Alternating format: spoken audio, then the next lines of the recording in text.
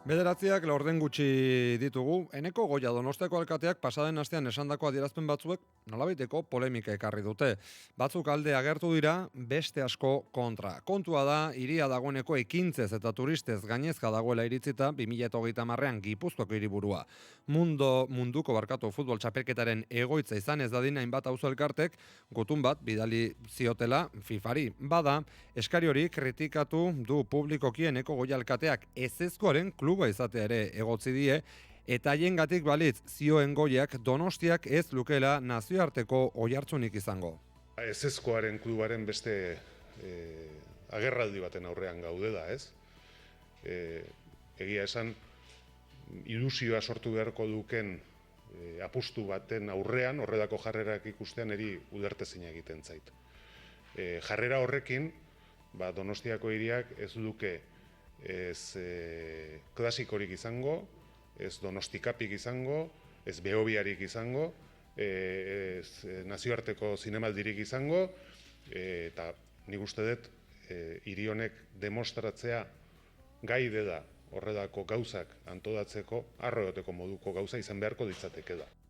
Bizilagunekin plataforma dago gutunez zenpetu dutenen artean, eta gurekin oraintxe bertan Bizilagunekin plataformako Asier Basurto daukagu, egunon, eta ongetorren naiz erratira. Kaixo, egunon.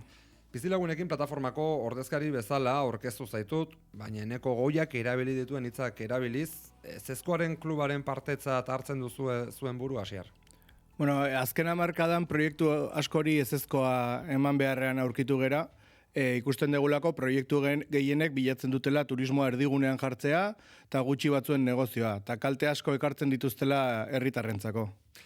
Ez da lehen aldialako zerbait entzuten diogulere azken urteetan Donostiako alkateari, nola hartu dituzu haren adierazpenak? Bueno, da jarrera bat, ez entzutekoa eta edozein kritikari uko egiteko argudiorik erabili gabe. Guk gutunean eman ditugun argudioak, ez ditu atzera botatzen guri etiketa bat jartzeak, ridikulizatzeak edo kriminalizatzeak ere. Era berean, Goia, ilusioa eragin beharko luken gertakari baten aurrean, nolabaiteko jarrera etxigarria edukitzeaz hitz egiten entzun dugu, edo, jarrera etxigarria egotzi dizue zuzenean, nik beste modu batera galetuko dizut, Asier, zergatik ez liguke ilusiorik egin beharko Donostiak FIFaren mundiala bezalako txapelketa erraldoi bat hartzeak. Bueno, guk Donostia asko maite dugu, eta ilusioa handia egingo liguke Donostia bizigarria izatea. Ez, azken aldian bihurtzen ari den, hiri bizigaitz hori, bere herritarrak kanpora botatzen dituna, eta orduan, sortu den arazo hori, areagotu dezaken edozer, ezin dugu ilusioarekin hartu. Eta horrez gera erortzen, ikuskizun handien edo marketingaren edo futbolaren txundidura horretan. Gure bizi baldintzak lehenengo beidatzen ditugu, eta gero beste guzti hori, ez? Egotzi dizue baita ere, besteak beste, zinemaldiaren aurka, klasikoaren aurka, edota Donostikap beraren aurka egotea. Hori horrela da edo adierazpen trampatiak iruditzen zaizkizue alkatearen aldetik? Guk hoien aurka ez dugu ezer esan, eta beraz ez daukagu inun asmorik horren inguruan hitz egiteko. Guk uste dugu 2025ean hipotekatzea hiria urrengo 5 urtetan munduko bigarren kirol ikuskizunik handiena hirira ekartzeko proiektuan guztiz kaltegarria dela, eta dela, zulora garamatzan proiektu bat.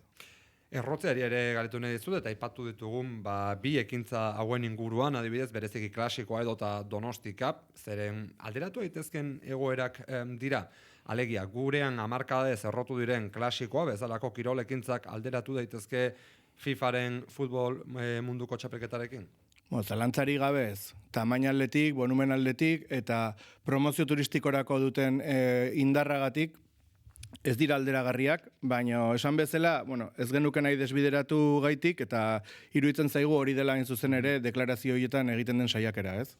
Berala galdetuko dizut, gutunean egiten zenituzten aldarrikapen edo eskari ez, eta baita, mundialak Donostiarekiko izango lituzken ondorio ez ere, baina entzuleek, bereziki Donostiatik kanpokoek jakin dezaten, zer da Bizilagunekin plataforma, Asier, eta zein helburuz sortu zen?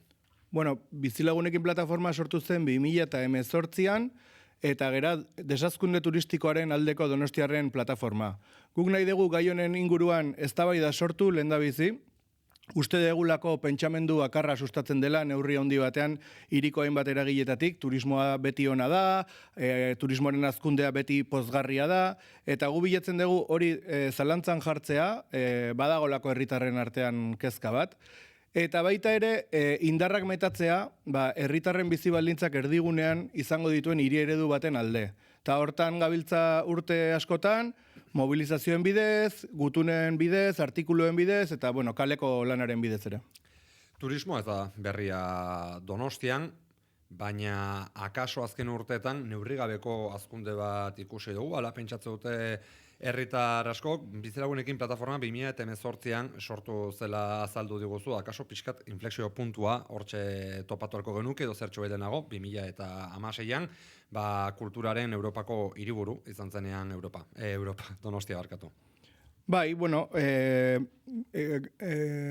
kezkaren espresioak kalean eta iritzi publikoan 2017an agertu zirela esan dezakegu, eta hor guk hilabete batzuk eman genituen, kezkatuta geunden pertsona batzuk plataforma antolatzen. Baina gutxi gora bera hor ikusten dugu azelerazio bat eman zela, eta gu ditugun datuen arabera ez direla iritziak, baizik datuak 2015etik 24 hotel kopurua 140 da, plazen kopurua 170, eta turisten sarrera kopurua 178. Hori dagoeneko turismo tasaneko altua zuen hiri batean. Beti pentsatu degula eta beti esan degula hiri turistiko batean bizi gelela Donostian, eta horrekin arazo berezirik gabe elkar bizi izan gerala, 10 urtetan 178ko hazkundea eman da bisitari kopuruan. Horri lotuta, zuzenean lotuta, etxe bizitzaren erosketa prezioak 10 urtetan 147 igo dira. Dakizuen bezala gure soldatak ez dira tamaina horretan hazi, beraz gure bizi baldintzak asko okertu dira. Jarri dezagun ondorekin eman dizkiguzu pare bat datu argigarri, etxe bizitzaren inguruan izan duen eragina, bereziki baita etorrerek, zenbat hotel ireki diren. Ez dakit, argi duzue mundial batek Donostiak jada kronikoki dituen arazo hauek larriagotuko lituzkela, ez da? Bai, horixe da. Arazotan sartuta gaude, badago iritzia orokortua hirian turismoak ez duela gehiago hazi behar, eta alare hauek hartzeak ekarriko luke bisitari kopurua gehiago handitzea, azpiegitura eta baliabide berriak eskaintzea turismoaren industriari, eta gainera estrategia bezala erabiltzea urrengo 5 urtetan eta aurrera begira ere sustapen turistikorako. Justo egin behar denaren kontrako norabidean doala iruditzen zaigu. Guk desazkunde turistikoaren bidea proposatzen dugu. Horren inguruan ere galdetu nahi ez dut hasier, baina, goiak aipatutako ezezkoaren klub hori berez nahiko anitza da. Zuek zaudete bertan, baina baita beste herri mugimendu eta elkarte batzuek ere. Aipatu aldizkiguzu beste eragiletako batzuk eta zer den aman komunean duzuena, edo akaso ezberdinak izan da, zerk eraman zaituzten batzera.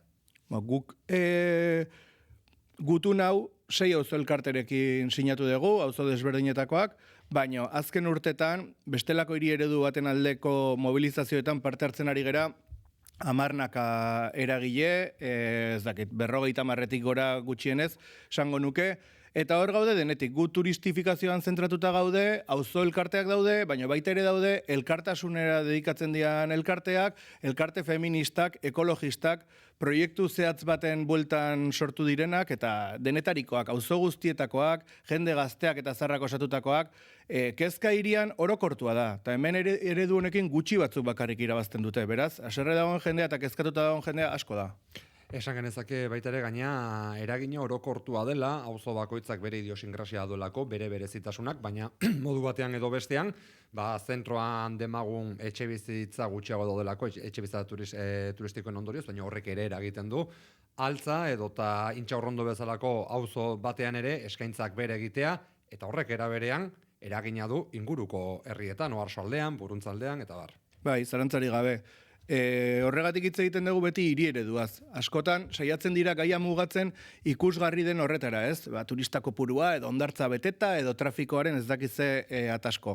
Guk nahi dugu hitz egin, etxe bizitzaren merkatuaren egoeraz, hiriaren eredu ekonomikoa nola desorekatu den, espazio publikoa nola merkantilizatu den, eta, ondorio guzti horiek azkenean gure eguneroko bizimoduan, eta gure bizitzak eta gure bizi proiektuak kaltetu egiten dituztenak. Etorkizunak kaso, ez da baikorrena Donostian, baina bistan dauzo elkarte, mugimendu eta plataformak, ari zaretela, gero eta gehiago koordinatzen. Zein da bide horri Asier, posible da herritarraren aldeko desazkundean gaur egungo Donostian? Guk uste dugu, baietz, hor baikorra gera. Guk uste dugu sekulako, turistifikazioaren sekulako azelerazioa ematearekin paraleloan, gai honen inguruko kontzientzia handia eman dela. Gu sortu ginean ia ero bezala tratatzen gintuen jende askok, ireki ezin ziren eztabaida batzuk irekitzen aritu gera, eta uste dugu gaur egun, kontzientzia handia dagola, eta jende asko dagola kezkatuta, eta jende asko dagola prest gauza batzuk aldatzeko. Probintzialismori aurre eginez, amaitu nahiko nuke gaurko elkarrizketa, ze Bilbo ere badago mundialaren edo munduko futbol txapelketaren bide horrian. Ez dakit Bilbon ere antolatzen hasiak diren, elkarteren bat sortu ote den, baina tira, ez dakit aldarrikapen berak partekatuko balituzkete Bilbon presta izango zinatekete indarrak batzeko? Zalantzari gabe, seguru badagoela jendea gaiaren gainean, ez dut uste berari asko elkarterik sortu denik, baina, bida datorren apirilaren amaiera aldera, Bartzelonan elkartuko gera turistifikazioaren kontrako hainbat mugimendu, Europa hegoalde osokoak, hor egongo gera Bilboko jendea, egongo gera Iruñako jendea eta Donostiakoa, eta, Ipar Euskal Herrikoarekin ere harreman handia daukagu, Gasteizekoekin ere, Arabarrekin, eta, uste dut Euskal Herrian orokorrean, seguruena gaiari zentralitatea Donostian lehenago eman diogu, baina, hiri ereduen inguruko kezka eta eredu ekonomikoen inguruko kezka eta oso orokortua da, eta noski badago ere kultura aktivista eta militante bat, erne egotera eramaten gaituena. Donostiak bizi duelako akaso muturrekoena den egoera, baina beste hiriburuak atzetik datoz. Ikusiko dugu zer ematen duen bilkura ark Bartzelonan eta zuen urratsen zain ibiliko gara. Asier Basurto, Bizilagunekin plataformako kidea, mila esker gurean gaur izatagatik. Mila eskertuei.